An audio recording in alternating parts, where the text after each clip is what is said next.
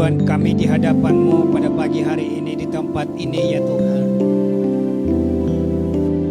Biarlah Roh Tuhan mengurapi hidup kami.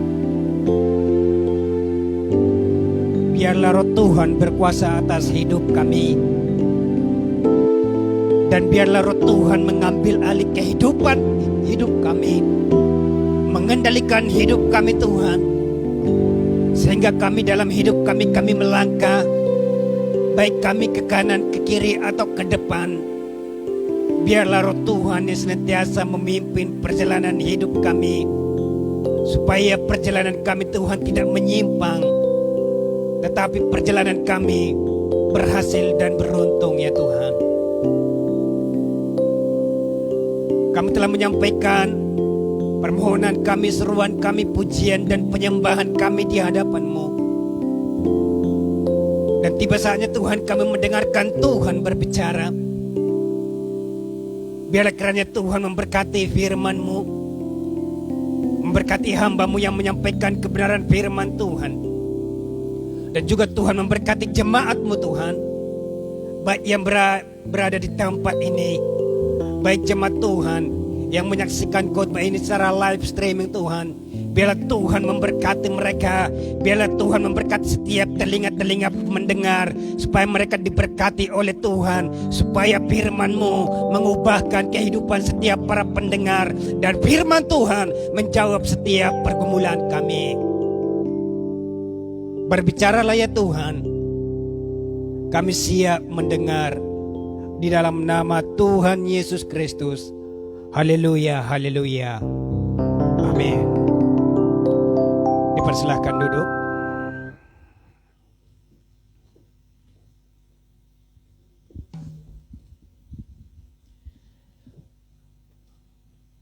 Baik, shalom Bapak Ibu Saudara sekasih dalam Tuhan. Dan salam sejahtera bagi Bapak Ibu Saudara yang menyaksikan khotbah ini secara live streaming di rumah masing-masing, karena Tuhan memberkati kehidupan saudara. Saya menyampaikan khotbah ini dari Geraha Passion of Eagle, Jakarta. Baik Bapak Ibu, pada hari ini saya akan berkhotbah didasarkan kepada kitab Kisah Para Rasul pasal yang pertama, ayat 1 sampai dengan ayat yang ketiga. Pada hari ini saya akan berkhotbah didasarkan kepada kitab Kisah Para Rasul pasal 1 ayat 1 sampai dengan ayat yang ketiga. Yang olehnya saya akan berbicara dengan judul 40 hari dalam hitungan angka. Bertolak dari nats ini saya akan berbicara dengan judul 40 hari dalam hitungan angka. Perhatikan Alkitab kita dan sama-sama kita merenungkan firman Tuhan. Kisah Para Rasul pasal 1 ayat 1 sampai dengan ayat 3, Alkitab mencatat demikian. Hai Theophilus, dalam bukuku yang pertama, aku menulis tentang segala sesuatu yang dikerjakan dan diajarkan Yesus sampai pada hari ia terangkat. Sebelum itu, ia telah memberi perintahnya oleh Roh Kudus kepada rasul-rasul yang dipilihnya. Kepada mereka ia menunjukkan dirinya setelah penderitaannya selesai, dan dengan banyak tanda ia membuktikan bahwa ia hidup. Sebab selama 40 hari ia berulang-ulang menampakkan diri dan berbicara kepada mereka tentang kerajaan Allah. Amin. Saudara yang saya kasih dalam Tuhan, nats ini berlatar belakang dari sebuah peristiwa ketika Yesus bangkit dari antara orang mati. Dan ketika Yesus bangkit dari antara orang mati, 40 hari lamanya ia bersama-sama dengan murid-murid, sebelum pada akhirnya hari ke-40 ia naik ke surga. Jadi saya katakan adalah bahwa 40 hari itu adalah hitungannya ketika Yesus bangkit dari antara orang mati, dan nanti selama 40 hari ia akan bersama-sama dengan murid-murid, dan hari ke-40 ia akan naik ke surga. Sehingga dalam beberapa minggu ke depan kita memperingati hari yang namanya kenaikan Isa Al-Masih. Atau mungkin kalau pada hari ini sudah berbicara minggu keberapa atau hari keberapa, Tuhan Yesus bersama-sama dengan murid-murid dan tinggal menunggu beberapa hari saja atau beberapa minggu, maka Yesus akan berpisah dari murid-murid, maka Yesus akan meninggalkan murid-murid dan ia akan naik ke surga. Maka kurang lebih sekitar tanggal 13 atau tanggal 15 nanti kita akan memperingati yang namanya hari kenaikan Isa Al-Masih. Sehingga dikatakan saudara, kalau kita kembali ke pembacaan ini, dikatakan, hai Theophilus, dalam bukuku yang pertama aku menulis tentang segala sesuatu yang dikerjakan dan diajarkan Yesus. Siapa Theophilus ini? Ternyata saya pelajari bahwa Theophilus adalah seorang tokoh terkemuka bangsa Romawi yang pada saat itu adalah target daripada Lukas supaya ia memahami bahwa Kristus itu benar-benar hidup. Penulis kitab Kisah Para Rasul ini makanya dikatakan dalam bukuku yang pertama itu mengarah kepada Injil Lukas. Jadi menurut kitab dari kitab Nats ini, penulisnya adalah Injil Lukas, salah seorang dari 12 murid Tuhan Yesus. Dan saudara, bahwa dari Nats ini yang menjadi garis besarnya adalah dikatakan pada ayat yang ketiga, sebab selama 40 hari ia berulang-ulang menampakkan diri dan berbicara kepada mereka tentang kerajaan Allah. Sekali lagi dikatakan 40 hari ia berulang-ulang menampakkan diri dan berbicara kepada mereka. Pak, hari ke-40 temannya sepupu saya memperingati hari kematian opungnya yang ke-40. Kita tidak membahas itu Bapak Ibu, karena di Alkitab tidak dibahas temannya sepupu saudara memperingati hari ke-40 setelah ia meninggal, tidak. Tetapi yang kita bicarakan dalam Nats ini adalah bahwa hari ke-40, bahwa 40 hari lamanya Yesus bersama-sama dengan murid-murid ketika ia bangkit dari antara orang mati, dan sebelum nantinya pada hari ke-40 ia naik ke surga.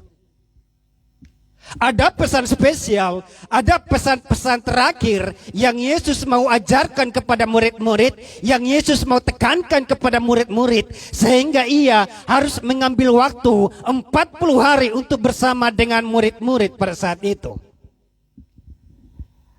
Bukan karena Yesus pada saat itu saudara sudah kehabisan tiket untuk sudah habis tiket sehingga ia harus menunggu 40 hari maka ia jadwalnya naik ke surga, bukan. Bukan berarti karena dijadwalkan Yesus harus 40 hari dulu menunggu, dia harus melakukan mengurus paspor sana, mengurus persyaratan ini, persyaratan itu, bukan Bapak itu. Kalau misalnya Yesus pada hari meninggal dan besok bangkit dan besoknya dia naik, bisa saja saudara. Tetapi Yesus tidak mengerjakan itu. Tetapi Yesus tidak melakukan itu. Maka saya katakan pada hari ini, saya tekankan pada hari ini bahwa ada pesan terakhir, bahwa ada amanat agung yang Tuhan Yesus mau sampaikan kepada murid-murid. Sehingga dikatakan 40 hari ia berulang-ulang menampakkan diri dan berbicara kepada mereka. Dalam 40 hari itu saudara, memang target Yesus bukan lagi orang lain. Memang target Yesus bukan lagi menginjil. Memang target Yesus bukan lagi mendatangi si An untuk bertobat, tidak. Tetapi Yesus fokus kepada murid-murid. Tetapi Yesus fokus kepada rasul-rasul, supaya mereka di dalam iman mereka, mereka yang pertama sekali menyaksikan bahwa Yesus itu benar-benar hidup. Ada banyak memang pesan-pesan Yesus selama 40 hari sebelum nanti ia harus terangkat ke surga. Dan mungkin sudah menjadi umum pesan Yesus yang terakhir kita kenal dengan amanat agung, yaitu untuk memberitakan Injil ke seluruh dunia Bapak Ibu. Tetapi saudara, saya katakan hari ini ada pesan tersendiri, ada makna tersendiri mengapa Yesus harus tinggal 40 hari bersama-sama dengan murid-murid. Menurut kitab Injil, Dari beberapa pesan penting yang Yesus sampaikan kepada murid-murid, 3 diantaranya. Yang pertama, pesannya jangan takut. Pesan yang pertama yang Yesus sampaikan adalah jangan takut. Itu nanti saudara dapat perhatikan dalam Matius pasal 28 ayat yang ke-10. Dan yang pesan yang kedua adalah pesan damai sejahtera.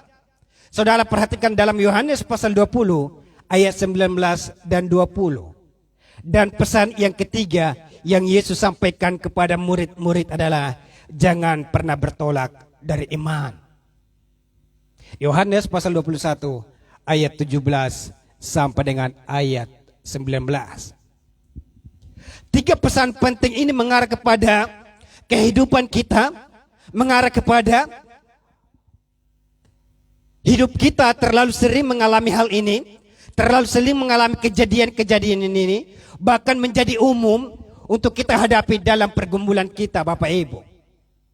3 pesan penting yang kita pelajari hari ini dalam 40 hari bersama dengan Yesus. Yang pertama dikatakan jangan takut. Perhatikan dalam Matius pasal 28 ayat yang ke-10. Matius pasal 28 ayat yang ke-10 dikatakan demikian.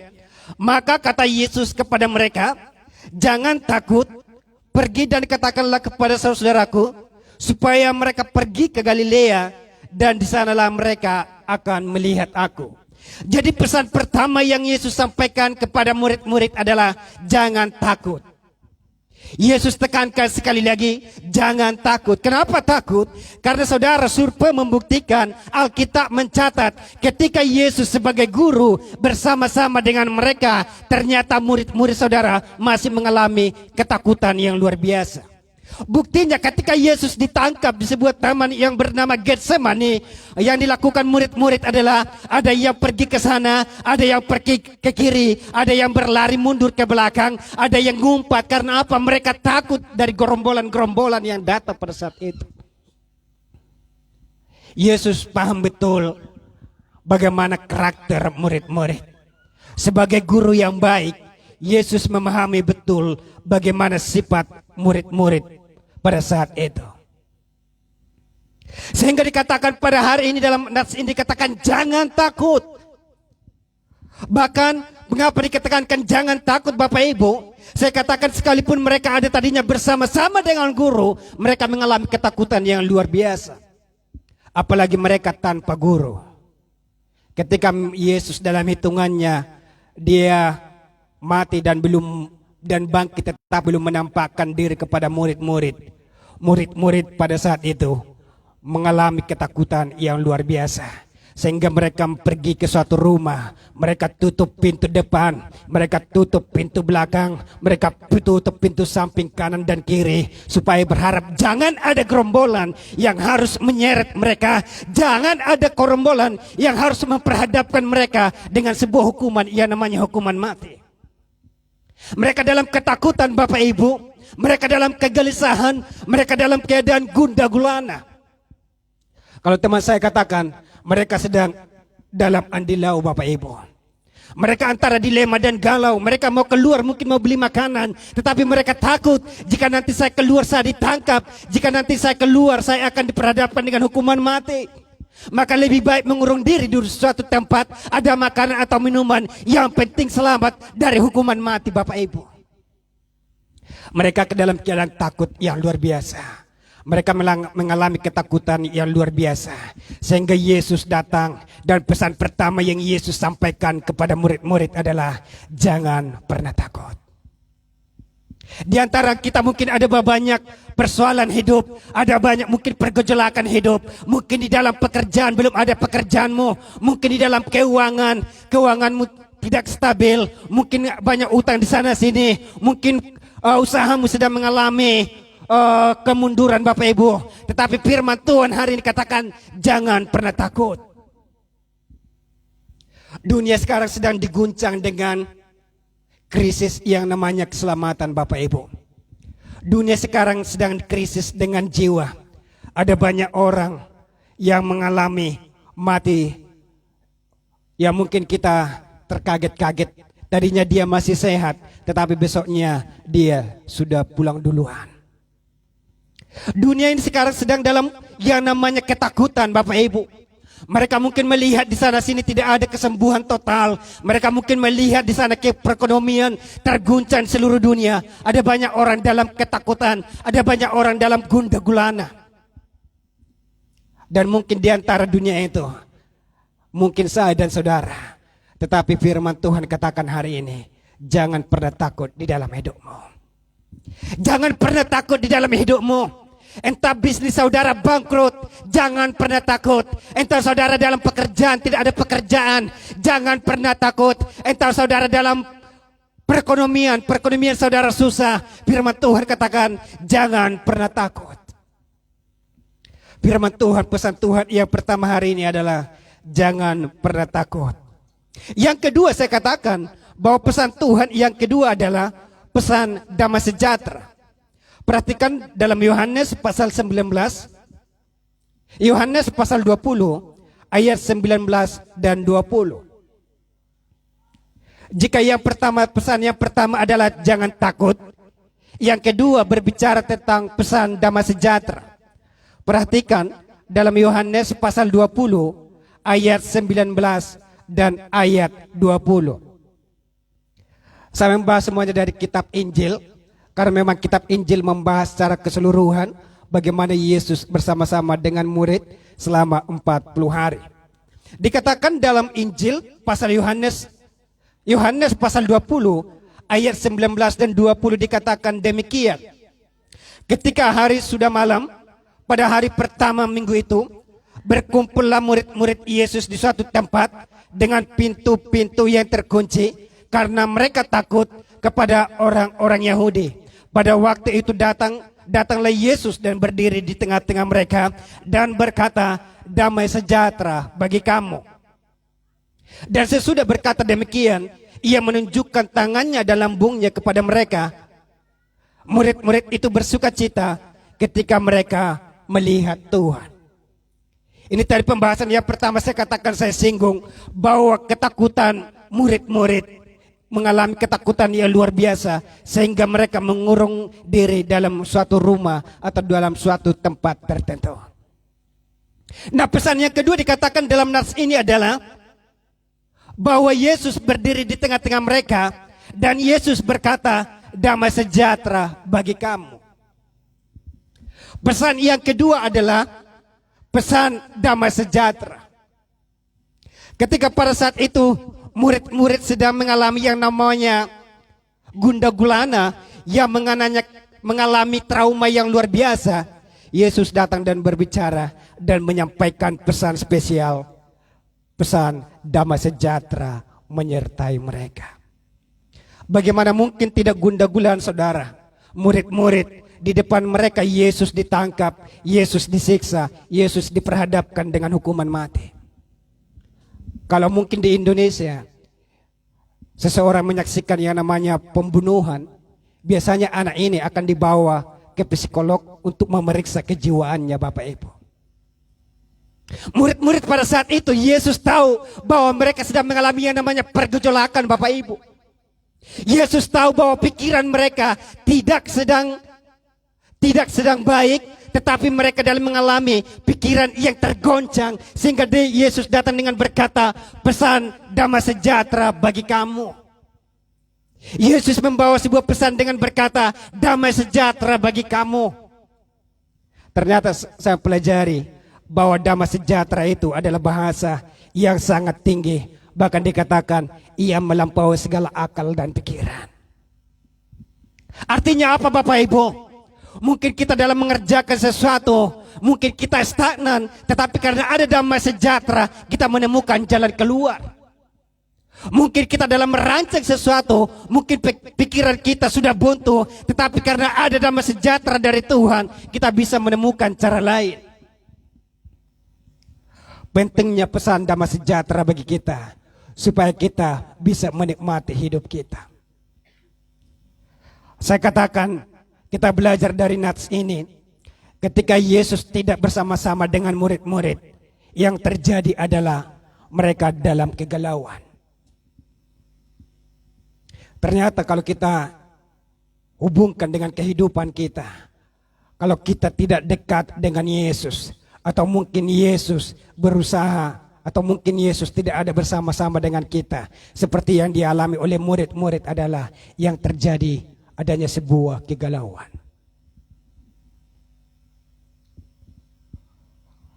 Satu bulan yang lalu,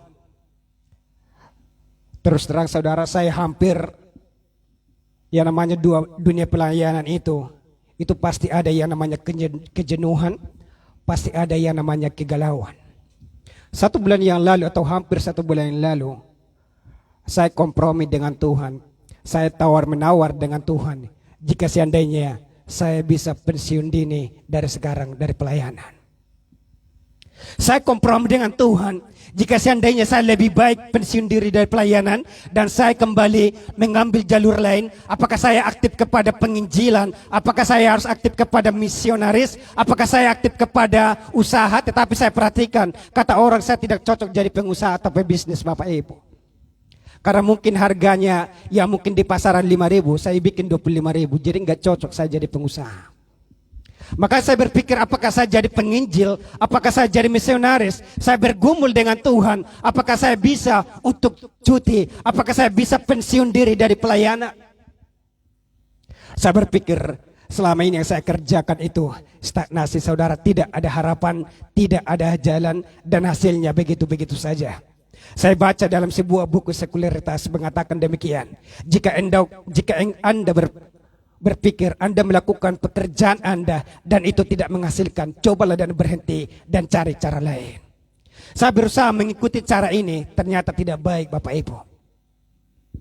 Mungkin saya berpikir bahwa saya sudah jauh dari tempat ini, saya ke daerah penggilingan, mungkin ini adalah jawaban Tuhan bahwa Tuhan memperkenankan saya untuk off dari pelayanan. Mungkin ini adalah jawaban Tuhan bahwa Tuhan mengizinkan saya untuk tidak lagi hidup di dalam pelayanan. Apalagi saya tahu di sana ada sebuah yang namanya persekutuan. Mungkin saya berpikir tadinya lebih baik saya di sana bersekutu, tetapi tidak ada yang mengenal. Saya hanya sebagai jemaat saja, tetapi tidak aktif di dalam pelayanan. Beberapa saat lama saya berpikir, saya koreksi, saya melihat bahwa tidak ada hasil sama sekali. Saya merasa tidak ada hasil sama sekali. Saya hendak memutuskan untuk saya pensiun dini dari pelayanan. Tetapi apa yang terjadi saudara? Kami tinggal di lantai 8. Di sebuah lift kami naik ke lantai 8. Di sebuah lift itu ada saya, ada seorang ibu cantik, dan ibu cantik ini punya 2 anak, dan salah satu lagi seorang bapak-bapak. Setelah kami sampai di lantai 8, ibu cantik ini keluar duluan dan kedua anaknya. Kemudian saya keluar. Kemudian yang terakhir bapak ini datang dan mencegat saya. Saya pikir tadinya ini sudah jawaban Tuhan untuk saya tidak lagi pelayanan. Tetapi bapak ini entah dari mana dia tahu saya. Saya pikir saya tidak kenal dia. Tetapi dia kenal saya tidak tahu dari mana. Dia bilang, Pak, untuk bulan Juni jangan lupa nanti pembicara di persekutuan doa okumene. Saya tidak menjawab saudara. Saya pikir apakah ini salah orang. Kebetulan saya pakai topi saudara. Pada saat itu saya buka topi saya supaya dia lihat muka saya. Dia protesin saya dan dia bilang, jangan lupa Pak, bulan Juni. Saya diam saudara dan saya pergi. Saya hanya senyum. Tetapi saya ingatkan, tetapi di dalam sebuah grup saya lihat lagi, ternyata orangnya tidak salah orang Bapak Ibu. Saya tidak tahu beliau kenal saya dari mana. Apakah mungkin begini secara live streaming ada banyak orang menyaksikan, tetapi saya tidak, entahlah apakah mereka bisa melihat atau tidak. Tetapi saya sama sekali tidak pernah mengenal Bapak ini. Yang tadinya saya berpikir saya untuk saya tidak lagi pelayanan, ternyata Tuhan tidak mengizinkan Bapak Ibu. Saya mengalami apa yang dialami oleh murid-murid. Mereka dalam gundah gulana, mereka mungkin berpikir, wah selama ini kan kita sudah bersama dengan murid-murid, selama ini kan kita sudah bersama dengan Yesus. Tetapi bagaimana jawabannya? Kok sekarang sepertinya kita ditinggalkan? Kok sekarang sepertinya hidup kita menerawang? Kok sepertinya hidup ini sekarang tidak jelas? Mereka mengalami gundah gulana Bapak Ibu. Dan saudara tahu, ibu cantik tadi yang bersama-sama dengan saya di lift, itu adalah istri saya. Jadi nanti kalau ada dari Pak Frans, ada Google for pertanyaannya, siapanya pembicarakah ibu perempuan yang cantik yang bersama-sama dengan dia di lift? A, istrinya pembicara. B, anak-anaknya, ibu dari anak-anaknya pembicara. C, pengerja di Pesan of the Eagle di bagian perbankan. D, A, B, dan C benar. Jawabannya D, A, B, dan C benar. Jadi saudara jangan berpikir nanti siapakah yang dimaksud pembicara itu. Apakah ada orang ketiga atau ada orang yang keempat. Jangan begitu Bapak Ibu. Jadi jelaskan sekali lagi bahwa ibu cantik yang di lift itu tidak lain dan tidak asing adalah istri saya sendiri. Tetapi saya percaya saudara bahwa kuis ini tidak akan keluar lagi di Google Form. Karena saudara sudah tahu jawabannya. Itu pesan yang kedua yang Yesus sampaikan kepada murid-murid. Jangan, bahwa pesan yang kedua adalah pesan damai sejahtera. Dan beberapa tahun yang lalu, mungkin saya dan Gembala sudah berapa kali bikin komunitas, sudah bikin growing, sudah bikin komsel. Tetapi saya berpikir saya hampir menyerah, saya mundur. Tetapi beliau berpikir, saudara memberikan ilustrasi. Beliau memberikan ilustrasi, kalau kita membakar sebuah bahan bakar atau api bakar, 2 atau 3 saja menyala dengan semangat, dengan berkobar. Mau kita taruh di sini kayu bakar yang basah di sekelilingnya, itu lama kelamaan akan terbakar juga. Artinya apa? Jika di tempat ini ada 2 atau 3 orang yang tetap bersemangat, jika di tempat ini ada beberapa orang yang tetap menyala, maka yang lain tetap akan terbakar semangatnya. Saudara, biarpun banyak bercanda dengan beliau, ternyata beliau beda saudara. Kemarin waktu itu saya berkhotbah, yang maju ke depan penuh kemuliaan. Ternyata yang sekarang juga menyampaikan minum penuh kemuliaan. Luar biasa, dahsyat. Saya katakan bahwa Gembala mengatakan kalau misalnya apapun keadaan kita, biarlah kita tetap menyala. Karena seperti pohon yang tadi, kayu bakar yang tadi, jika 2 atau 3 kayu bakar yang menyala ditaruh di sampingnya berkeliling kayu bakar yang basah, itu lama-lama akan menjadi kering dan akan menjadi menyala. Artinya dalam komunitasmu, dalam keluargamu, tetaplah engkau menyala Bapak Ibu. Mungkin tidak hari ini engkau berhasil. Mungkin tidak hari ini engkau melihat suamimu atau istrimu berhasil. Mungkin tidak hari ini, mungkin bukan tahun ini engkau melihat suami atau istrimu atau anak-anakmu berubah. Tetapi percayalah, jika engkau semangat, jika apimu tetap menyala, yang lain ini, keluargamu akan menyala juga. Yesus sampaikan pesan hari ini adalah pesan damai sejahtera. Saudara bisa kalau misalnya ada masalah, saudara bisa saja yang namanya bercanda, atau saudara bisa saja yang namanya tawar-menawar dengan Tuhan. Tetapi saya harapkan saudara, kalau saudara punya masalah, saudara jangan kebanyakan makan. Bukannya apa-apa saudara, kemarin saya dengan tim diakonia, ada Pak Gembala, ada Ibu Lydia dan juga Pak Frans. Perbedaan peti yang satu kurus dan yang satu gemuk itu ternyata berbeda saudara. Yang satu untuk yang ukuran standar itu harganya 3,5. Yang satu lagi yang ukuran badannya menyimpang ke kanan dan ke kiri itu 5 juta ke atas Bapak Ibu. Jangan repotkan keuangan gereja, kebetulan juga keuangan diakonia sedang dalam hitungan minus. Jadi kalau ada masalah janganlah saudara misalnya banyak makan. Jangan saudara pelariannya atau pelampiasannya banyak makanan dan minuman supaya saudara nanti gemuk ke kanan dan ke kiri. Jangan Bapak Ibu. Karena nanti kami tim diakonia yang repot sendiri mengurus biaya bagaimana peti ini yang tadinya bisa 3,5 tetapi karena melebar ke kanan dan ke kiri kami harus mengeluarkan 5 juta ke atas Bapak Ibu.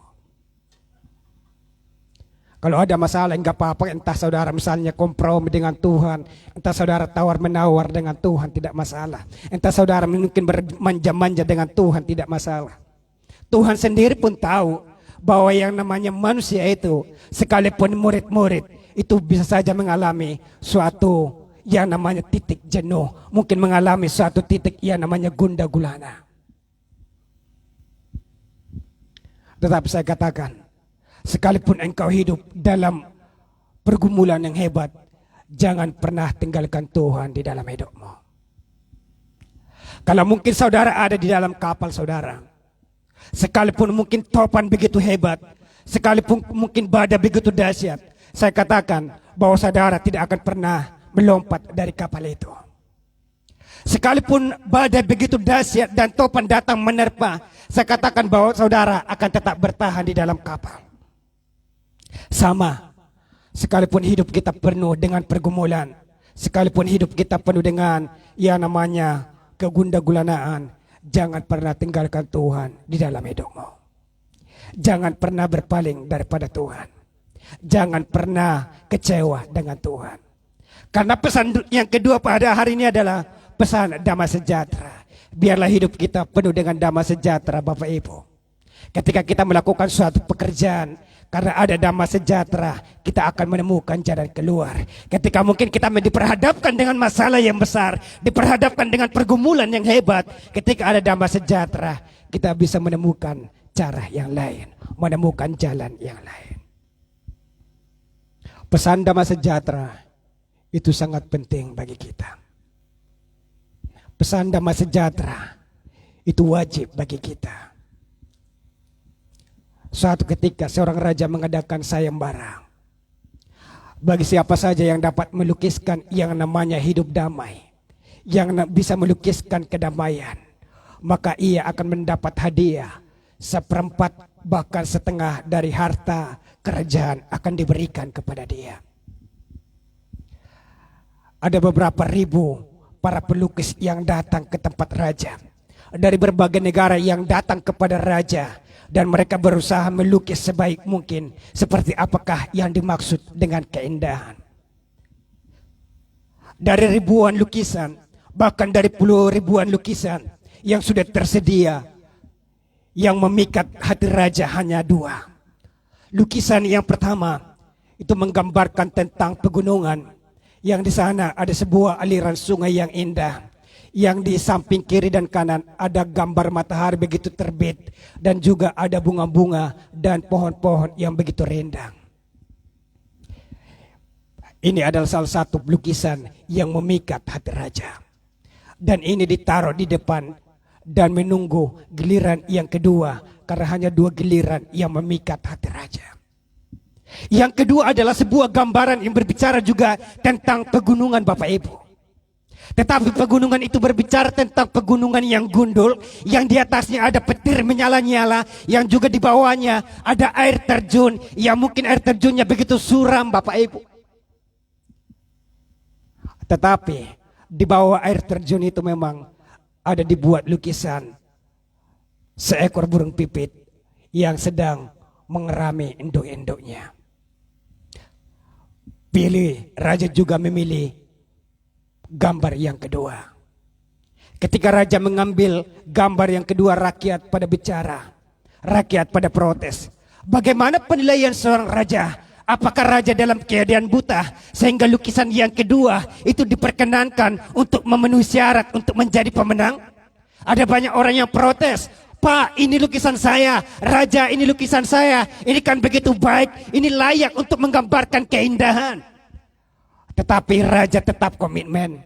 Yang 2 ini tetap menjadi calon yang diperhadapkan dengan juara atau pemenang. Siapa yang layak melukiskan yang namanya keindahan. Tetapi di antara 2 itu, karena syaratnya harus 1 orang yang harus memenuhi, yang harus menjadi pemenang untuk mendapatkan setengah dari harta kerajaan, maka di antara 2 ini raja harus memilih lagi dengan teliti, raja harus memilih lagi dengan selidik, Bapak Ibu. Ternyata raja menjatuhkan hukuman, raja menjatuhkan pemenang kepada gambar yang kedua. Kalau gambar yang pertama itu tadi berbicara tentang pegunungan yang begitu indah, berbicara tentang aliran sungai yang begitu indah, berbicara tentang pohon-pohon yang begitu rindang, dan ada matahari terbit, seolah-olah menggambarkan itu adalah ada harapan. Ternyata bagi raja tidak memiliki gambar ini. Oleh sebab itu rakyat semakin protes.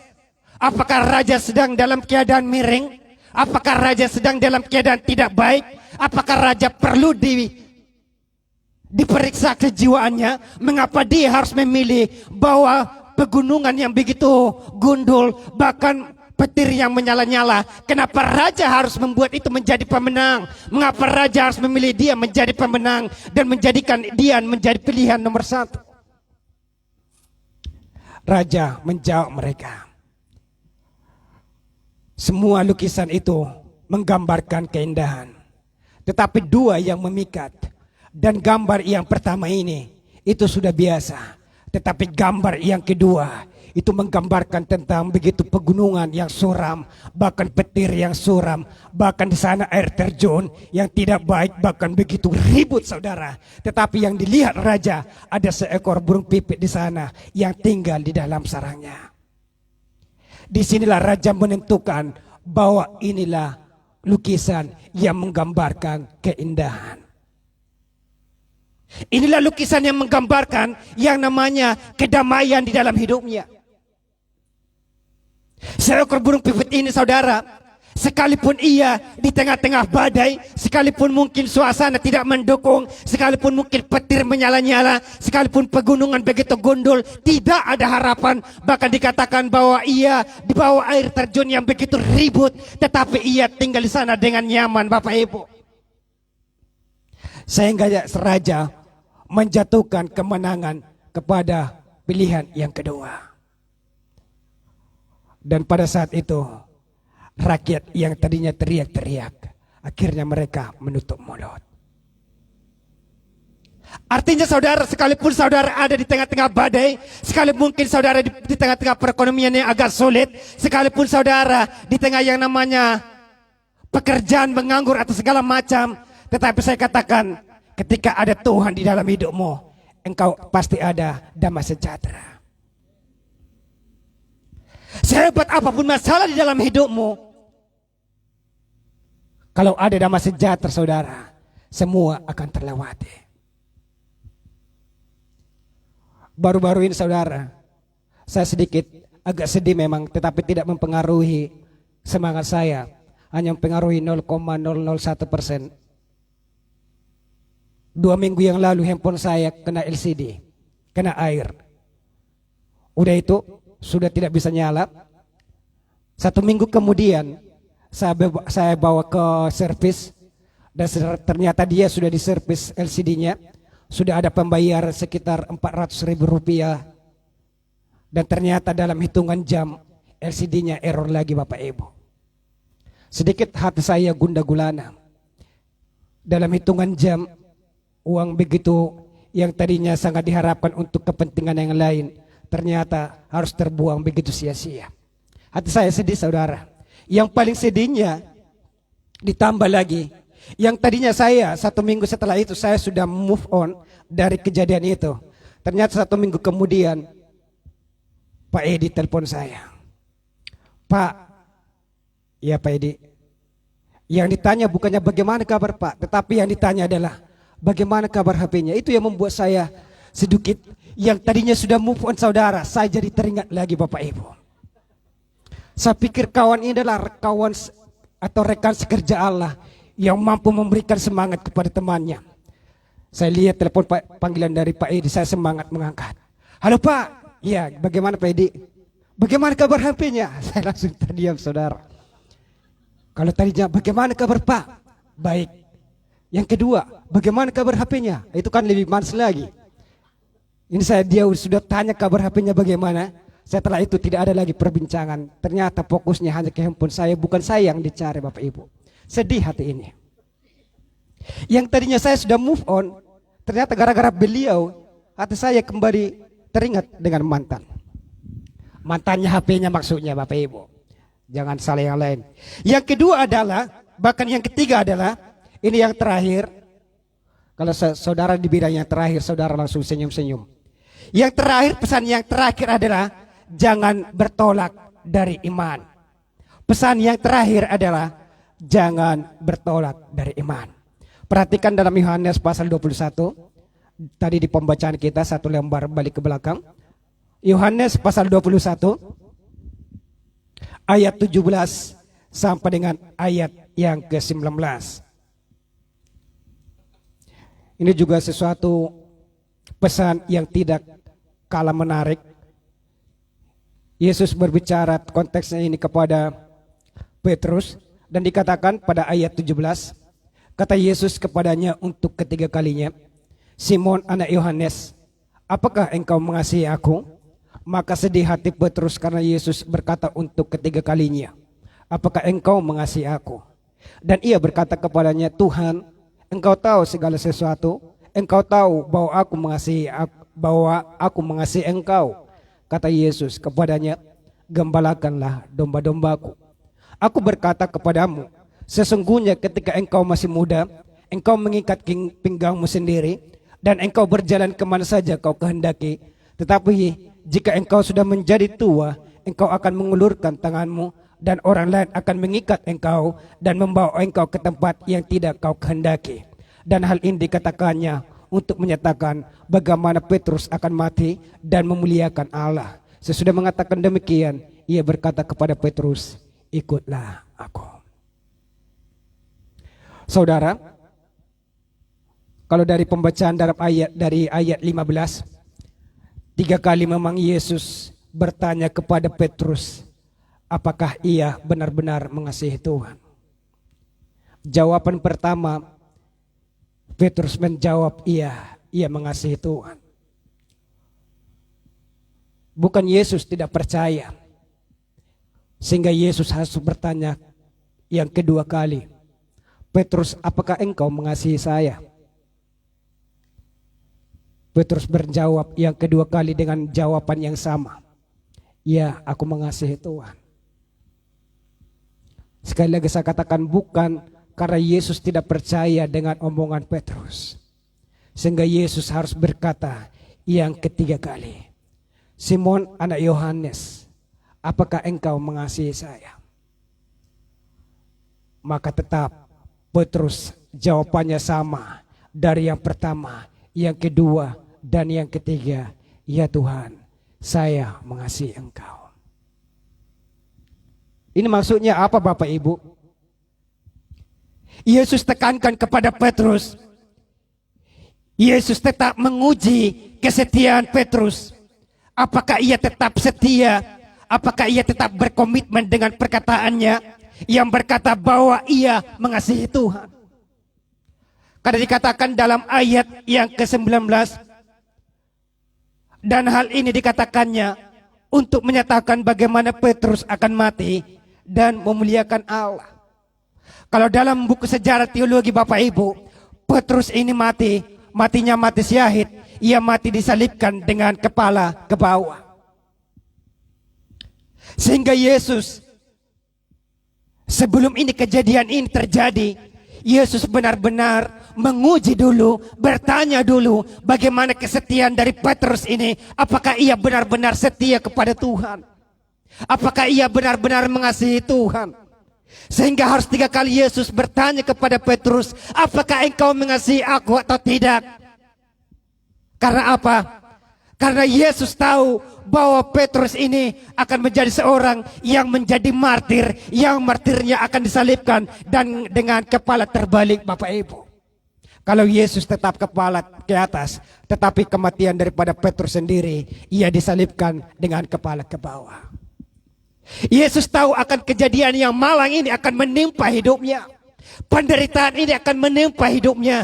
Sehingga Yesus katakan, apakah engkau mengasihi aku atau tidak? Yesus maunya, atau yang Yesus harapkan sebenarnya adalah jangan pernah bertolak dari iman.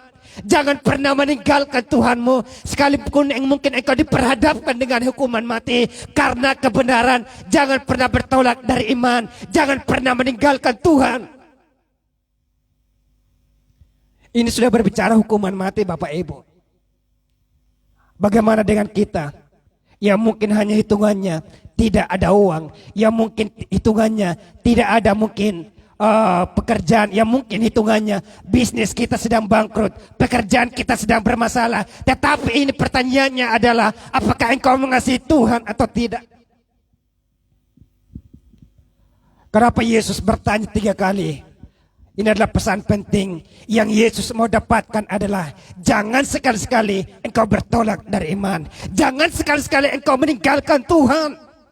Karena begitu sedih Bapak Ibu, perasaan Yesus. Kalau mungkin pada saat itu Petrus, dia sudah beberapa lama bersama-sama dengan Yesus. Ternyata ketika ia diperhadapkan atau dia ditangkap, yang terjadi adalah ketika dia diperhadapkan mau dibunuh atau tidak, dia berkata dia bertolak dari iman. Di situ perasaan Yesus mungkin tercabik-cabik.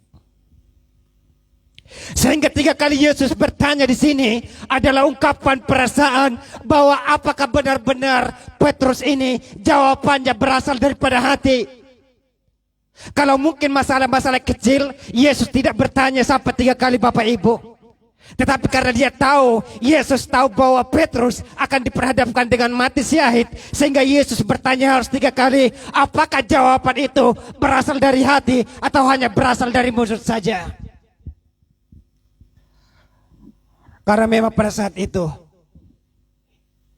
Petrus yang berbicara, Petrus yang berjanji, tetapi dia juga yang menyangkal. Dengan telantan dia berkata, Tuhan, sekalipun murid-murid ini meninggalkan engkau, tetapi saya tidak akan pernah meninggalkan engkau. Sekalipun mungkin murid-murid ini meninggalkan engkau, tidak peduli dengan engkau, tetapi saya tetap setia dan saya peduli dengan engkau. Tetapi apa yang terjadi? Bahwa Petrus menyangkal perkataannya. Apa yang terjadi? Bahwa Petrus tidak setia dengan perkataannya. Sehingga dalam nas ini diperhadapkan kepada Petrus, pertanyaannya berbeda. Apakah engkau setia kepada saya atau tidak? Apakah engkau mengasihi saya atau tidak? Ternyata 3 kali Yesus bertanya, 3 kali Petrus menjawab, dan jawabannya itu sama, dan itu berbicara dari hati. Ya Tuhan, saya mengasihi engkau.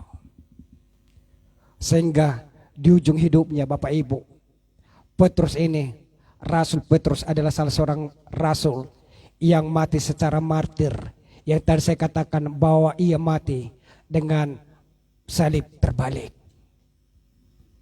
Dari sekian murid-murid, memang ada banyak mereka yang mati menjadi martir.